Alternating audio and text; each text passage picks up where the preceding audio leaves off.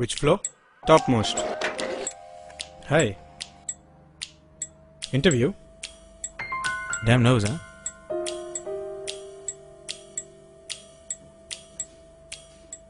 I've been to many. Now another one. I know how you feel. I'm Sam, short for Samir. I'm Harish, short for Harish. I'm a little nervous, so... Don't be. There's nothing to it. It's always a standard set of questions. Let's start with the first. The first question is the most basic one. And if your answer is a no, because you didn't have a passport.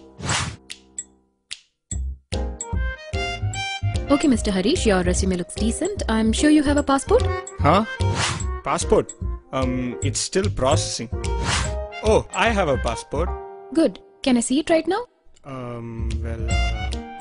Mr. Harish, do you even have a passport? Yeah, I do. I just need to go to the passport giving office, fill a few forms, wait a couple of months, and it's in my hand. You mean you have to apply for a passport? You could say that. And I finally decided to get one. And thus we're done with step 1. But what I realized was that it was just the beginning. Every single interview I've been to, they start with my so-called necessary documents and applications.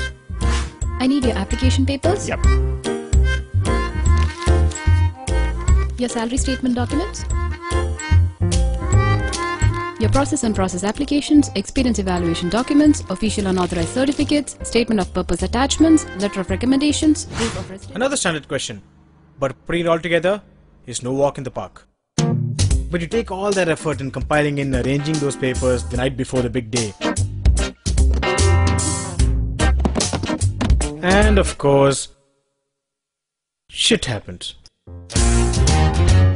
And then there are those questions you didn't quite prepare for. Okay, so do you think you're good enough for this position? So sleepless nights of research helps. Sleepless.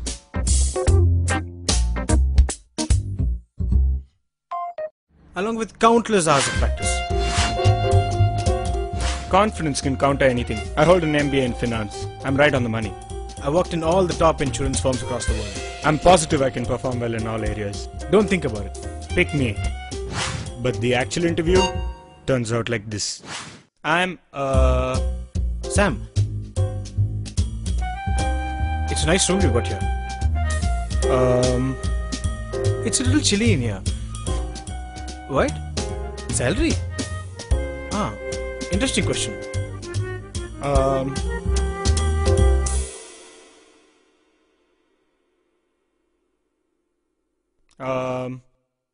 I have nothing else to say, but I seriously think you should pick me. And above all questions, one thing they definitely look out for is a guy who dress To impress.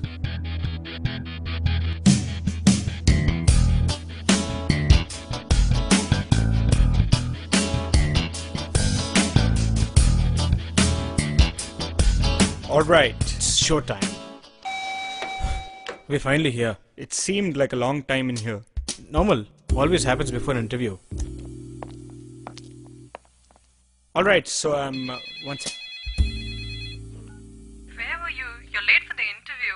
Hey, I've reached your floor. I was just 5 more minutes and I'll tell my parents to start looking for another guy. I'll be there. Alright, I'll be there.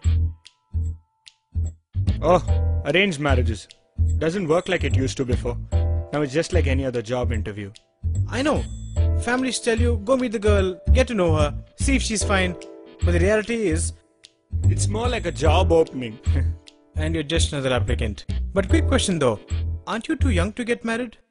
I get that a lot.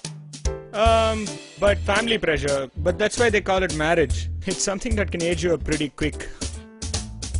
Good luck with yours. Yeah, you too, man. I say, don't leave me alone. She says, give me diamond stone. I say, don't leave me alone. Marriage interviews, been to many. In fact, I have been to so many interviews that I've actually been married 5 times in the last 6 months. Girls really demand a lot these days. Arranged marriages are like business transactions. Every time I step in, it feels like appearing for a job. Or was it 6 times? This is what arranged marriages have come to. They'd rather see my MBA degree than me. I don't get called for that many interviews.